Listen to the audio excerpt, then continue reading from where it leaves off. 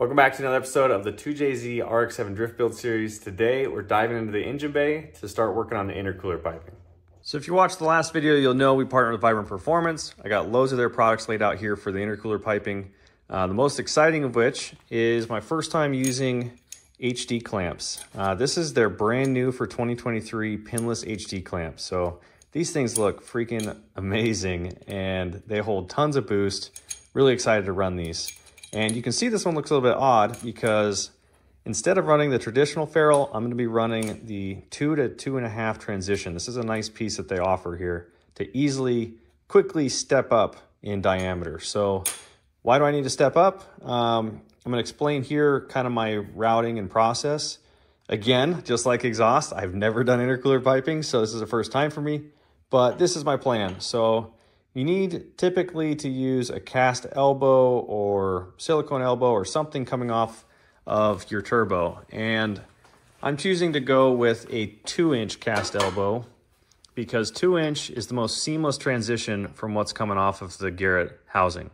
So I'm gonna take the bandsaw, cut right here, and weld up this 2-inch elbow instead of the 2.5. And you can see here the 2.5 is a bit loose. I probably could weld it, but you definitely want that seamless transition of airflow if you can.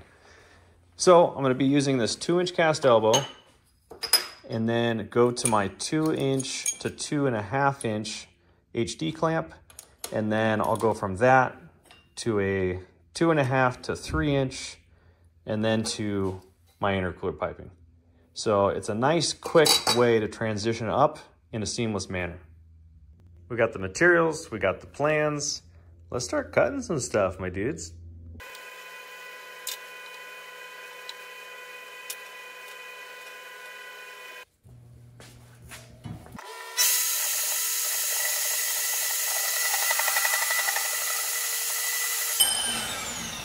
Woo. That's scary. $2,500 turbo.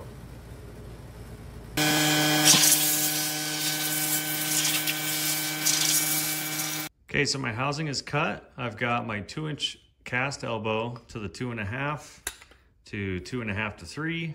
And then I've just got this scrap piece that I'm just gonna use to try and guide where I want this to go.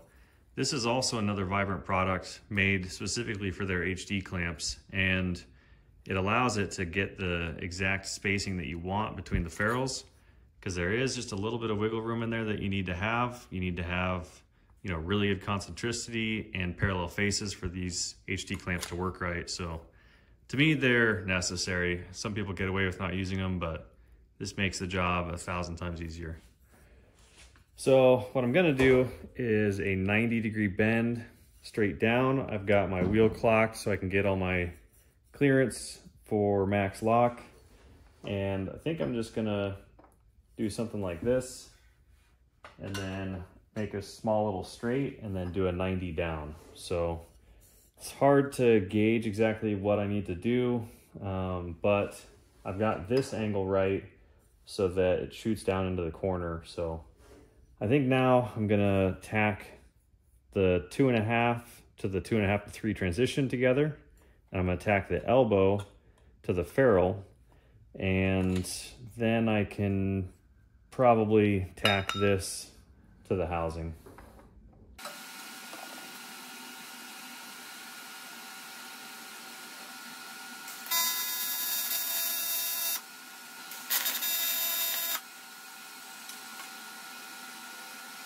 So just like I did with the exhaust, I've got a little 3D printed mock-up here, and it's a bit difficult to figure this out because I think what I need, this angle's wrong, and then what I think I need is that I need to cut off of the bottom side of the cast piece and just like angle it slightly. But this is kind of what I'm working with. It fits down into the corner pretty well, but you got to keep in mind with the HD clamps that there's built-in clearance so that it can move a little bit. So you got to leave a little bit of room. I do have the tire all angled in right now, so I've got a good idea of how much clearance I have.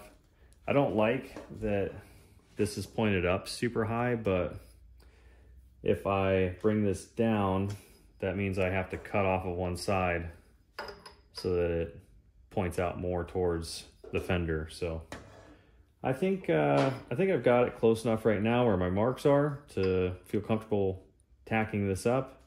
And then from there, I think I'm gonna grind off of here slowly until I can get my angle proper.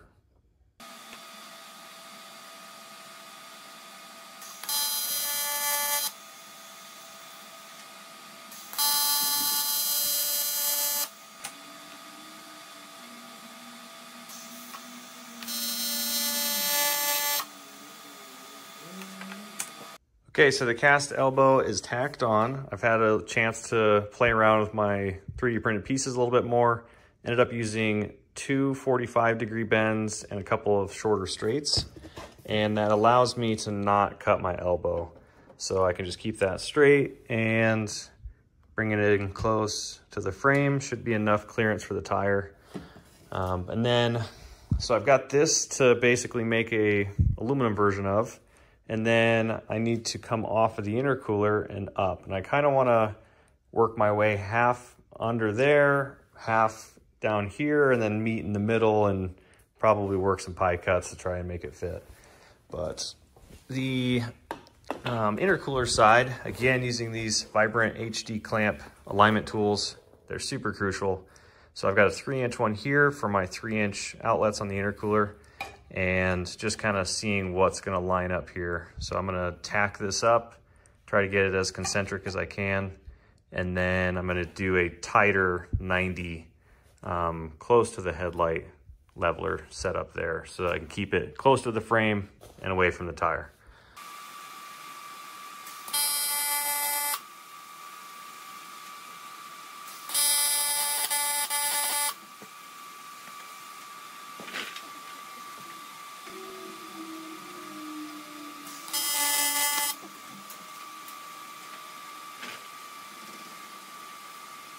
Okay, so I took my 2-inch 90-degree bend and I cut it right at the tangent line, right before it starts to curve.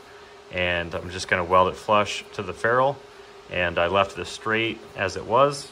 And I've got it indexed all weird so that I can start in my most inconspicuous location, because I struggle with tacking aluminum, specifically CNC machined pieces, to thin aluminum tube. So I'm just gonna bump up the amps a bunch and try and get it to weld on there decent. You can also preheat, but I've already got this taped so that it's all flush against my ferrule face. So I'm just gonna send it with some amps.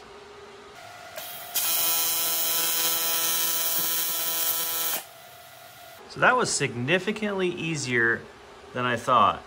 And I'm starting to get better finally, but I'm just putting my torch way on the CNC side, and then I'm just slowly puddling it over, and it seems to be doing better now.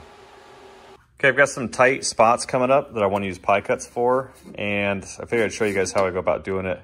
I've used this little jig that I made and have shown in previous videos to mark out my 90, 180, and 270. And once I've got those center lines drawn, I can just start with one, and I'll use the vertical bandsaw to rip it. And I've got this set up at 5 degrees. And then once I get that side done, rotate at 180. And then I usually set it like 3/8, I think is normally like my length of the pie. But that's kind of up to you, whatever you want to do. But that seems to be working for me. So I'm going to go ahead and knock out some pie cuts so we can get this thing a little bit more dialed in.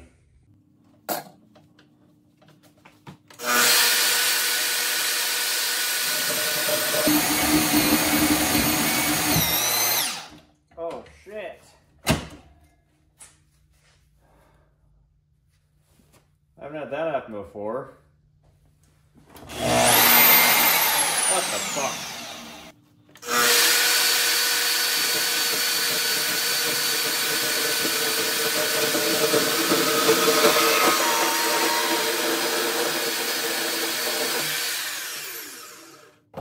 That's better.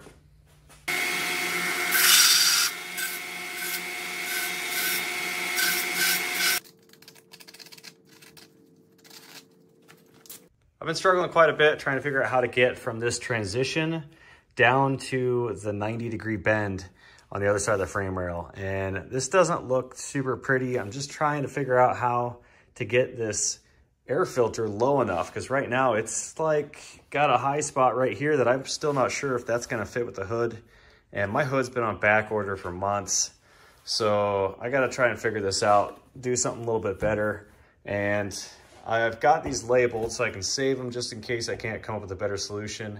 But I think I'm going to just get rid of the idea of being able to maintain these mandrel bends and just pie cut the whole thing. I just got to get this thing over faster and then do a straight shot. I need more room for this air filter, and I just need it to look a little bit cleaner than that. So I'm going to go back to the bandsaw and cut even more pie cuts.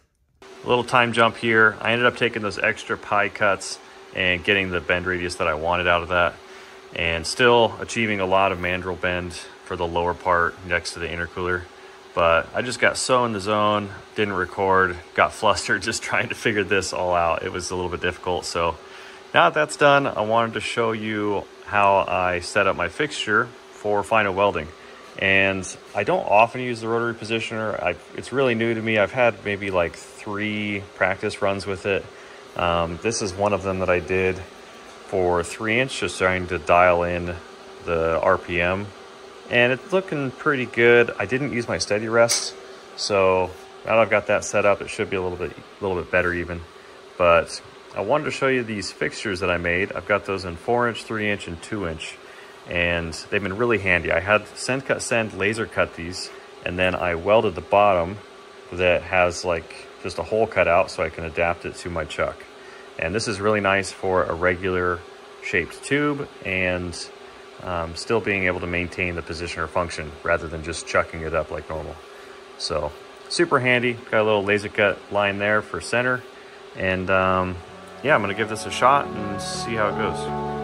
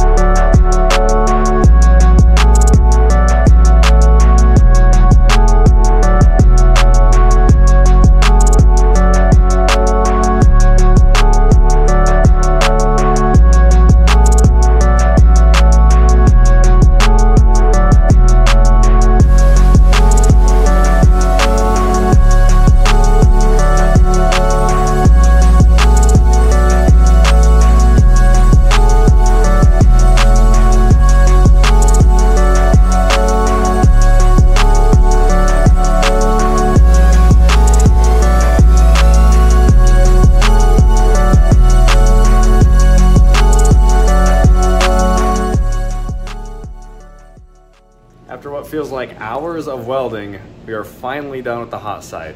Come check this out.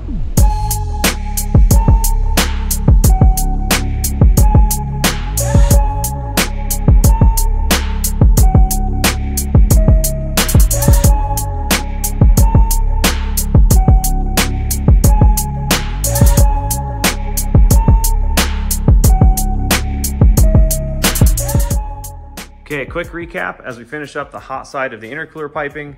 Overall, this side is really complex and things changed quickly throughout the whole process. I didn't document everything, but as you can see, this is definitely different from what we started out with. I was able to rotate the housing down, which looks a lot better. And to do that, I had to just run full pie cuts here to get it to come over.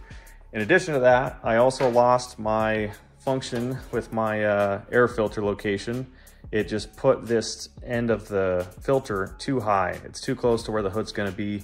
So I might have to even run a shorter filter, but if I can, I just like to get it down here in the corner and obviously getting close to the tire here, but it's gotta be lower. I gotta get better hood clearance because I'm already gonna be cutting so much of this hood in order to fit this engine and turbo setup. I mean, the turbo itself, the housing might even stick out of the hood. I don't know.